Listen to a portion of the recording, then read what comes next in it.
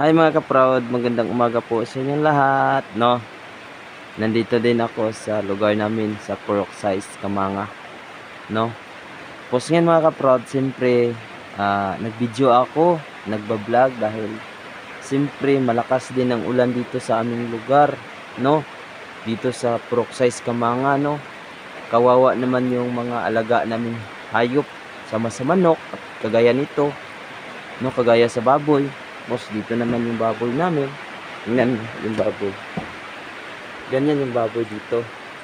No, kung hindi mo siya ilagay sa kulungan ng baboy or tinatawag namin tangkal, ganyan sila. Dito lang namin. Kasi yung baboy namin na inahin, ganyan talaga namin. Itatali lang namin. Lagyan namin ng lubid. Tapos lagyan ng itali namin sa lube or saging. Kung may saging ba kayo sa inyo o may lubi ba kayo sa inyo, pwede ninyo dyan ninyo itatali. Tapos yung malaki yung baboy ninyo, yung pwede lang pa ihaw or ibenta, lagyan niyo ng kulungan, yung tinatawag lang tangkal. Yung tangkal is nasira na yan. Siyempre hindi pa namin naayos, no? Busy pa kasi kami mga kapatid Bisaya, no? Pinubre lang yung tangkal namin.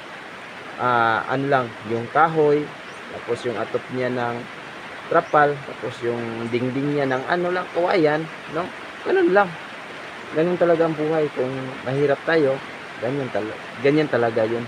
Kung wala na tayong pera. Tapos, yung marami kayong baboy, o gusto nyo inahin, ganyan talaga, itali mo lang dyan, lagyan mo ng taloktok, sa Bisaya, taloktok, no? Ganyan, pwede nyo itali sa ano, sa katawan ng lubniog or lubi or saging o lubi, pwede lubi sa tawagan kasi Bisaya yan, o sa Tagalog niyog, no? Pwede naman siya, no? Basta dito naman, ibang chika naman tayo. Malakas lang ulan dito mga kaprod, no? Tingnan mo no, view. Tingnan mo yung view dito sa lugar namin, no? Grabe ang lakas ng ulan. Tapos ngayon, pasalamat kami sa Panginoon na wala siyang hangin. Kasi yung hangin, mahirap naman yung hangin dito kasi dami yung mga niyog, kahoy, tapos yung mga saging namin baka matumba, no? Tapos may kapayas kami, papaya, no? Tapos yung manok namin, kawawa yan. Ganun talaga ditong buhay basta malakas yung ulan or madami kang mga alagain. Di ba mga kaprad? Pero siya lang mga kaprad ay konti lang yung alaga namin. Manok, tapos yung baboy lang. Yun. No? Dito tayo, plaster. Pasensya po kayo yung bahay ko.